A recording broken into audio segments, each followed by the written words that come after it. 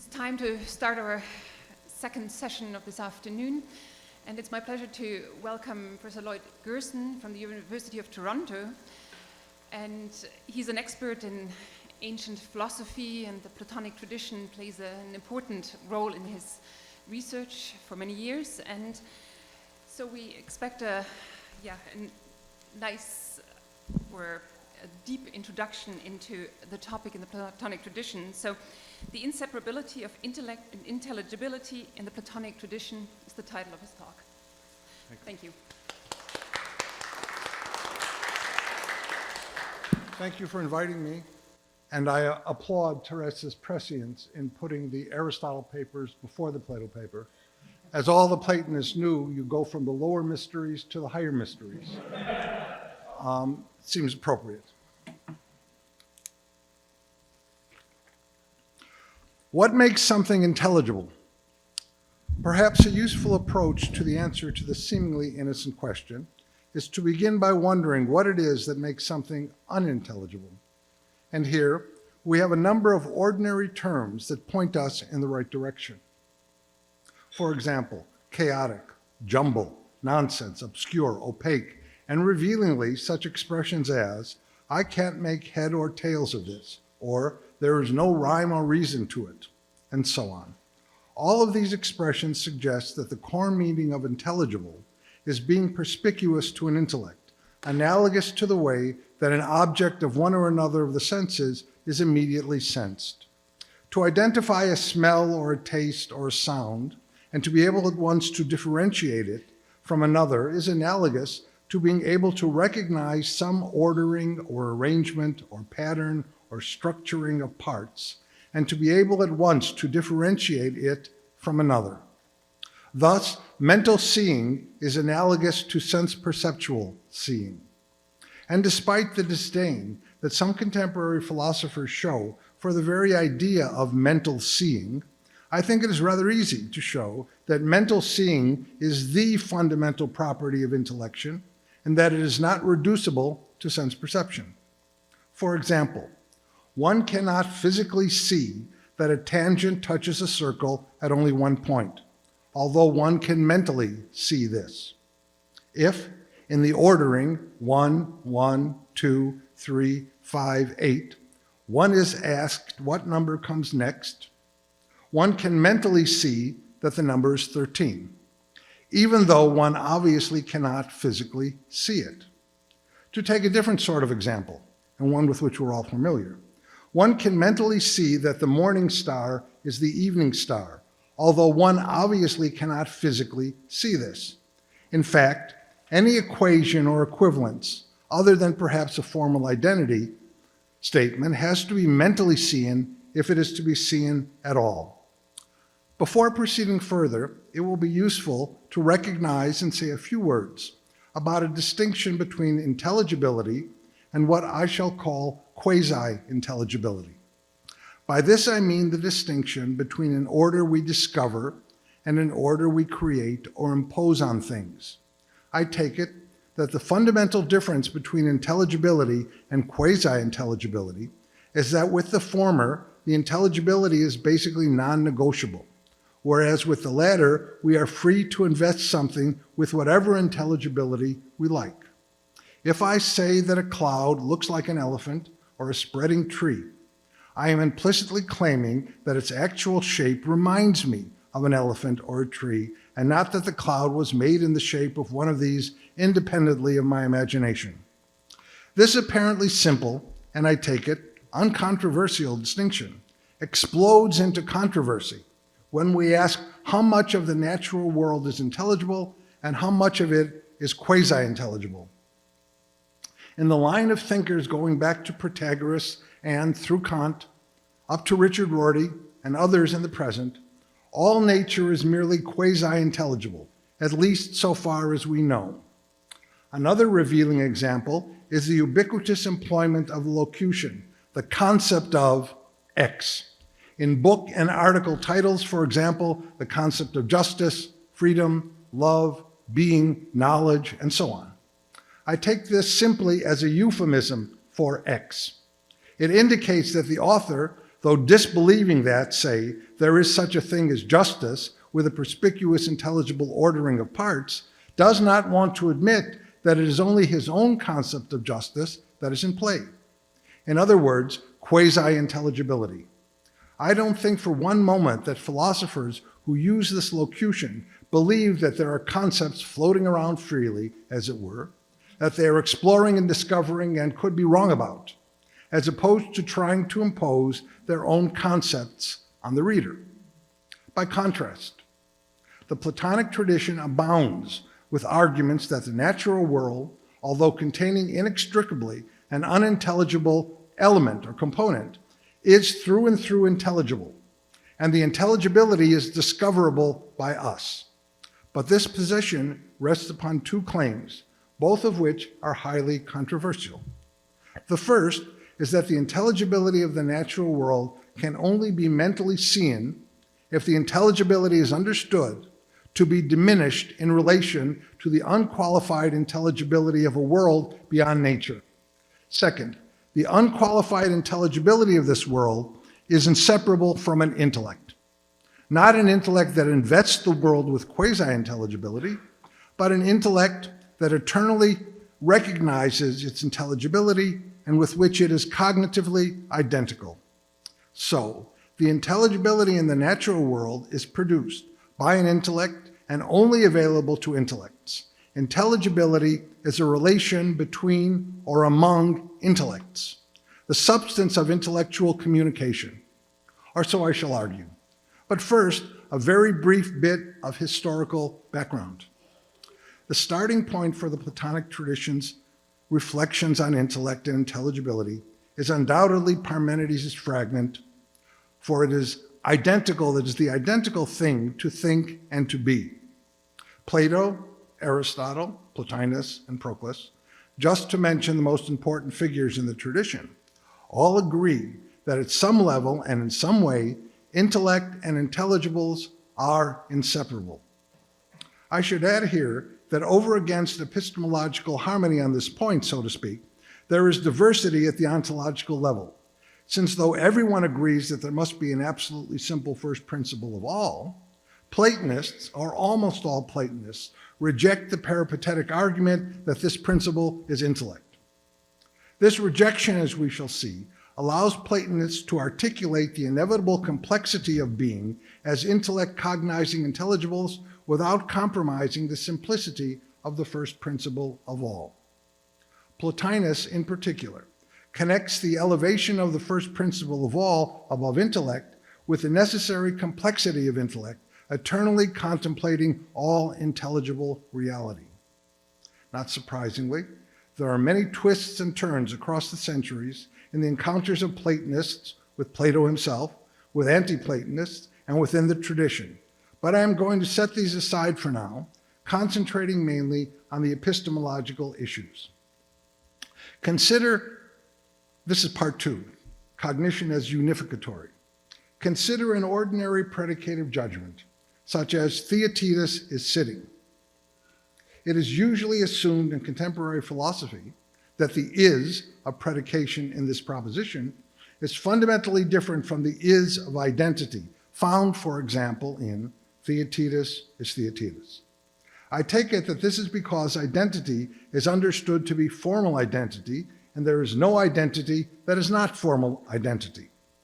The Platonic tradition rejects this narrow concept of identity for a number of reasons, one of which is that in a predicative judgment, something about the identity of the subject is actually being asserted. In the above example, one of the things that Theaetetus is, one of the things that identifies him at this moment in time, is that he is seated. Of course, he is more than or other than someone who is seated. But to maintain that for this reason, the predicative judgment is not an identity statement is to beg the question. In general, to deny that the attributes of something do not identify it in some way, or to some extent, is to leave entirely obscure what the identity of the subject does actually consist in. To take a different example, if one temporal predicate does not identify a subject, say, S at T sub n, then no temporal predicates identify it. Or, what amounts to the same thing, every temporal predicate identifies it. That is, S at T sub n could not be identical with S at T sub m, since there is obviously no formal identity between these. But then it would follow that nothing that exists in time has an identity, since it is not possible to identify something independent of its temporalized predicates. In order to avoid this result, we have to introduce a concept of sameness, homoiotes in Greek, that is not identity, tautotes, such that we can say that S at T sub n is the same as S at T sub m, meaning that if two or more things are the same, then this is because there is an underlying identity in virtue of which we can say that they are the same. In other words, the application of the concept of sameness is required for all diachronic identity. If this were not the case, that is, if sameness were just the synonym for identity, and this is very common among contemporary analytic philosophers, then we could never say that anything in time had an identity. Such a view is, I take it, the basis for maintaining that all putative intelligibility is in fact quasi-intelligibility. When I describe cognition as essentially unificatory, I mean, among other things, that cognition generally identifies things that appear the same throughout time.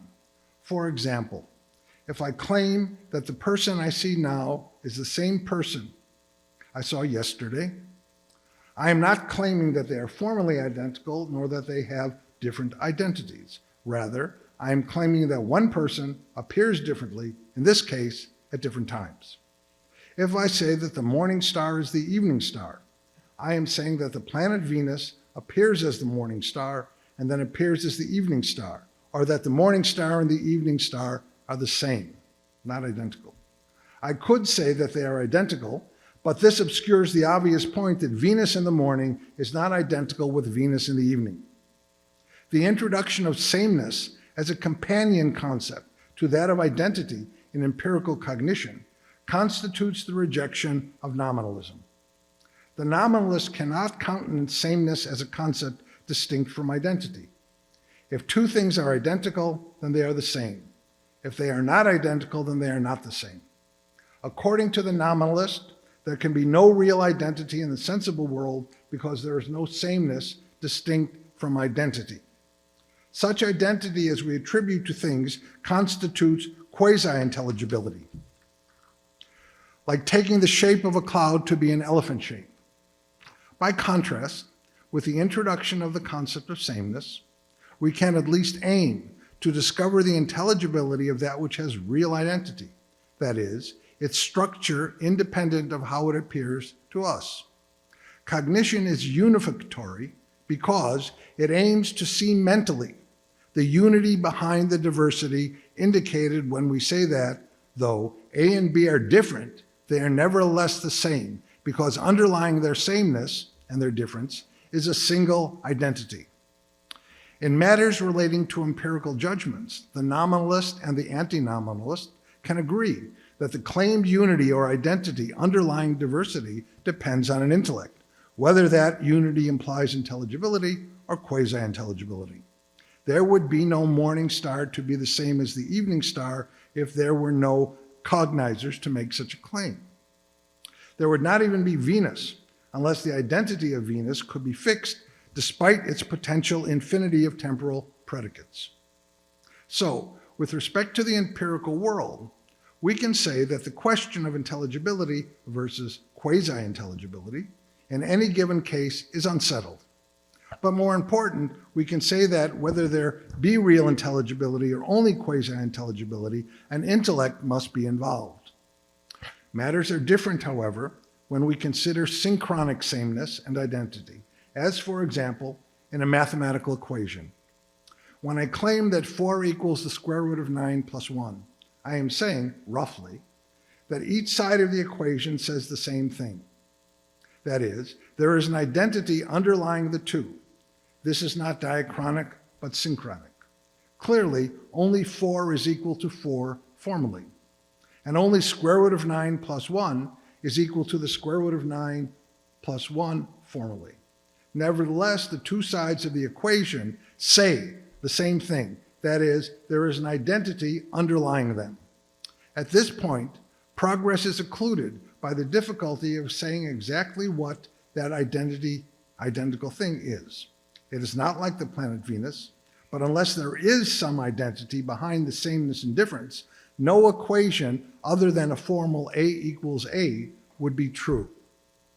But before answering the question about identity, one might object that the question is not a real one because the supposed intelligibility of that identical underlying thing is purely quasi-intelligibility. That is, we have merely stipulated mathematical equivalences, and that to say that the two sides of the equation are the same, where sameness just is identity, is in principle no different from saying that a certain shape will be stipulated to be elephant-like, or that under certain arbitrarily stipulated conditions, one person will be designated as a citizen and another one will be designated as a non-citizen. So the intelligibility of citizenship is just quasi-intelligibility. And the only arguments worth pursuing are pragmatic, and certainly not in regard to what a citizen really is. Now, to take this approach to mathematics generally seems rash. For the relations among both discrete and continuous quantities, that is, arithmetic and geometry, do not seem to be arbitrary. No one can change what a circle is, including those who might want to call a square a circle. And no one can change the fact that the circumference of a circle equals pi r squared. So we return to the question of the identity underlying the two sides of the equation. The Platonic tradition has a clear answer to this question, and with it we will begin to approach the answer to the original question regarding the relation between intelligibility and intellect. The answer is that the multiplicity of intelligible entities, for example, the circle and the number 5, are expressions of being. More exactly, they are what being is for an intellect. Just as the planet Venus is both the morning star and the evening star for an intellect, so being is all intelligibles to an intellect. The crucial difference, of course, is that whereas the planet Venus can come and go and change in all sorts of ways, independent of the intellect to which it appears as the morning star and the evening star, being cannot at one time appear to intellect as one sum of 5 plus 3, and another time as a different sum. Nor can the circle appear as having a circumference equal to, say, pi r cubed at another time. It cannot do this because being is eternal, and the truths appearing to intellect are necessary truths. The necessity of necessary truths makes them completely independent of temporalized intellects, but not of an eternal intellect. All the parts of being, parts, metaphorically speaking, are internally related among themselves. Generally, if A is internally related to B, then B belongs to A's identity and vice versa. This point is ignored if the only identity countenanced is formal identity.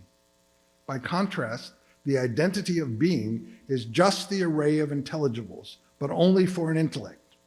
It is only in thinking that 5 plus 3 equals 8 that being appears thus. It is the intellect alone that sees the internal relatedness of the two sides of the equation. Absent intellect, the parts of being could only be externally related. The putative identity of each intelligible would isolate it definitionally, so to speak, from every other. There would be, in this case, no basis for ever overcoming the sheer difference between circularity and triangularity, not even for saying, for example, that they both are plane figures. That is, the identity of the intelligible plane figure is manifested as the circle and the triangle and so on, to an eternal intellect. The unity or identity of being is not accounted for by its manyness for an intellect. Hence, all Platonists recognize a principle over and above being, which is the explanation for the unity of that which is also necessarily a many. Plato calls this the idea of the good, and Aristotle tells us that Plato identified it, the idea of the good, with the one. It is the good or one that gives existence to the array of essences that constitute being. So, it itself must be beyond being and unqualifiedly simple. The unqualified simplicity of the first principle of all is, as explicated by Plotinus and Proclus, virtually the manifold of being, just as white light is virtually the color spectrum. In this analogy, the role of the prism in the diffusion of light is analogous to intellect, which serves as the instrument of the good's manifestation in being. The good, or one, is diffused through eternal intellect, which means that intellect is cognitively identical with the array of intelligibles. It seems to me to be worth emphasizing that this conclusion is strongly endorsed by Aristotle as much as it is by Plotinus and Proclus. Part 3, intelligibility and quasi-intelligibility.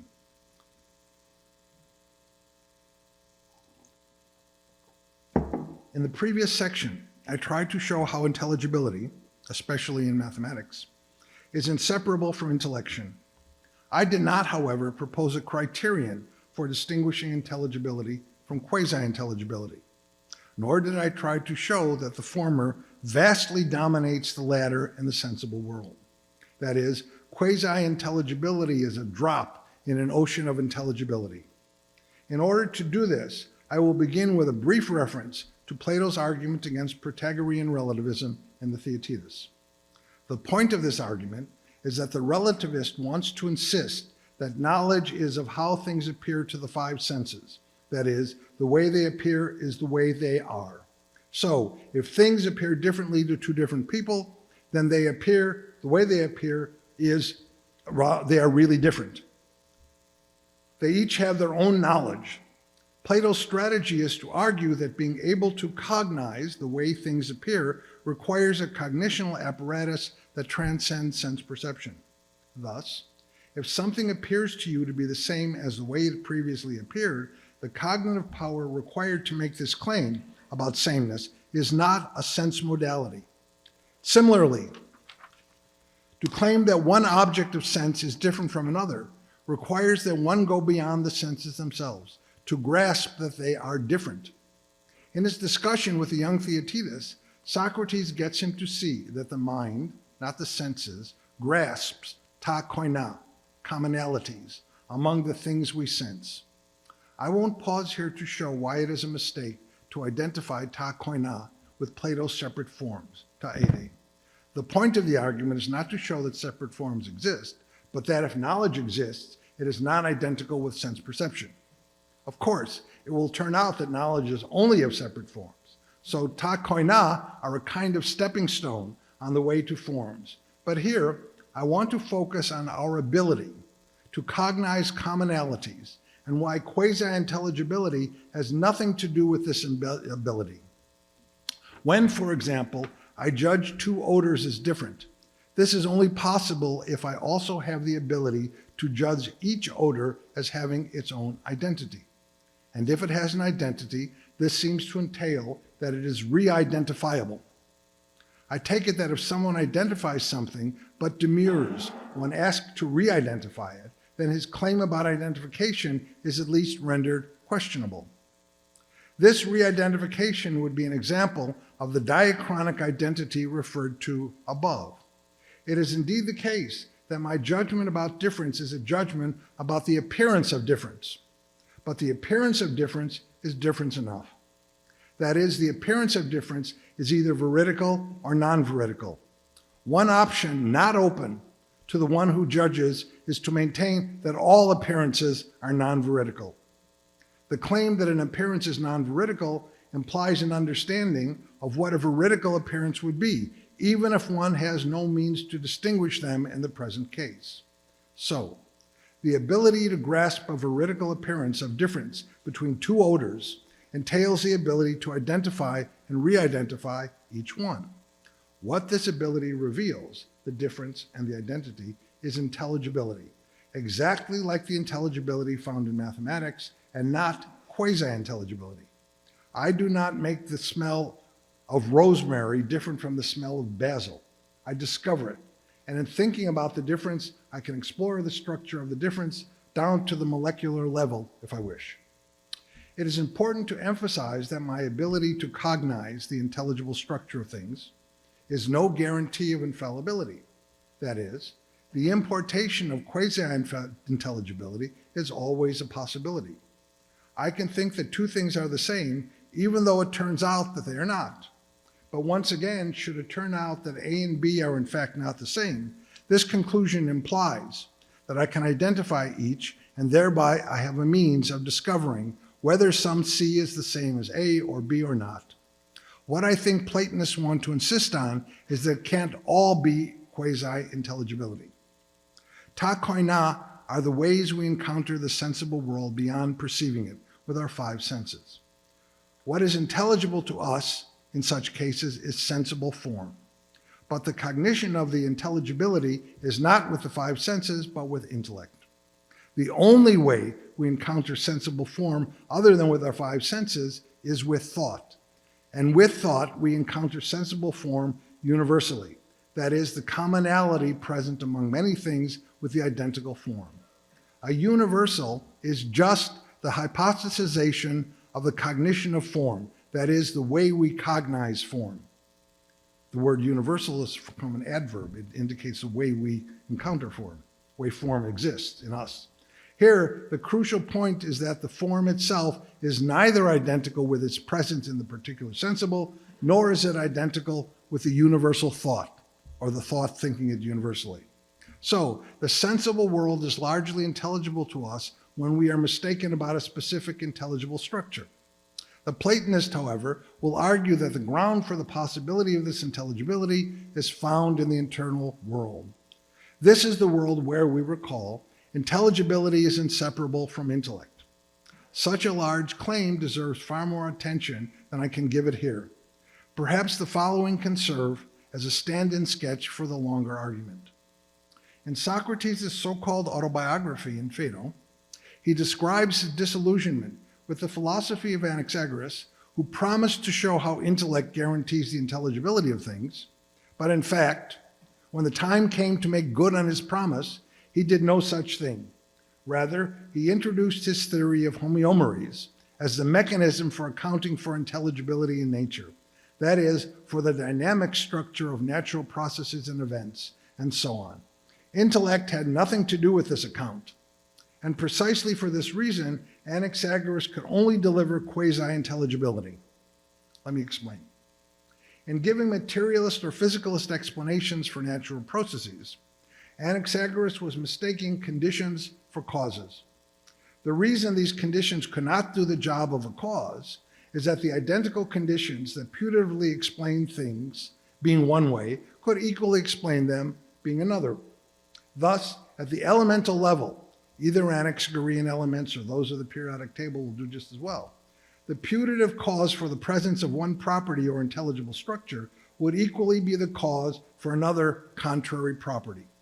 It is interesting to note that contemporary discussions of causality typically define causes as necessary and sufficient conditions for their effects, which is precisely the conflation that Socrates resisted. And following this approach, the only result can be quasi-intelligibility. We infuse the elements with meaning. The meaning is not there if it cannot be distinguished from the elements. As Socrates puts it, Helen is not beautiful because of her bodily shape or coloring, etc., even though these may be a condition for her being beautiful. Rather, she is beautiful simply because she partakes of the form of beauty. The attempt to explain Helen's beauty without mentioning the form of beauty is akin to any contemporary reductionist attempt to explain properties solely by means of their material conditions. Efforts to smuggle in real intelligibility, adverbially so to speak, dramatically demonstrate the point. Thus we are told that what we call a chair is really atoms arranged chairwise. And consciousness is nothing but brain cells arranged consciousness-wise. These portmanteau words give the game away, so to speak, for on the one hand, the reductionism is equivalent to the rejection of intelligibility. On the other hand, the words suggest that there is something about the world that is responsible for the attribution of intelligibility or quasi-intelligibility. So we are urged not to say that there are simply atoms in motion, but there are atoms arranged chairwise, which is presumably exactly how a real chair would look. The irreducible distinction between condition and cause or explanation guarantees that. If there is to be intelligibility at all, its source is in the eternal world. And as we have seen, intelligibility in the eternal world is intelligibility for an eternal intellect. Consider justice. The vast majority of contemporary philosophers would insist on the quasi-intelligibility of justice. This is evident in the many different ways the word justice is used in ethical and especially in political contexts. Most typically, philosophers will stipulate a meaning for the word justice, the application of which will produce a desired political result. A good example of this is a refusal to distinguish justice from charity, that is, to stipulate that these are synonymous. By contrast, the Platonic tradition takes justice to be an intelligible structure ordering the parts of the soul and the parts of the polis. The intelligibility of justice is derived from the form of justice with which the intellect of the demiurge is eternally cognitively identical. Just for the sake of completeness, it should be added that justice is a virtue, and virtues are perfections, that is, perfections of nature. Thus, nature, or physis, is especially bipolar. Nature is an endowment and an achievement of anything that exists according to nature. A virtue is an achievement of an individual of a natural kind, as Plato says in Republic. It is the good, the unhypothetical first principle of all, that makes justice and the other virtues beneficial or useful. Because the demiurge is good, not the good, he wishes to make the sensible world as good as possible, and this includes actualizing the possibility of beings who can attain the good in the unique way that human beings can, that is, by being virtuous. In this way, the intelligibility of justice is a communication between or among intellects. Discovering the intelligible structure of justice is one of the means to achieving the real good that we all desire. Conclusion. Natural languages provide a good analogy to the account of intelligibility sketched above. When archaeologists discover markings on a stone, they can decide that these markings are accidental and meaningless, or that they are symbols in a language. The latter conclusion immediately generates the inference that these symbols were put there by another intellect and that they constitute some sort of communication. The puzzle of linear A provides a vivid example of scholars assuming the potential intelligibility of the symbols in the script, even though no one can read it as of yet. It is simply false that natural languages are exclusively repositories of quasi-intelligibility. To maintain this position is to conflate the symbolic with the semantic, which amounts to destroying the nature of language altogether. Even quasi-intelligibility is the product of an intellect. It is so because real intelligibility is what our intellects are made for. Thank you.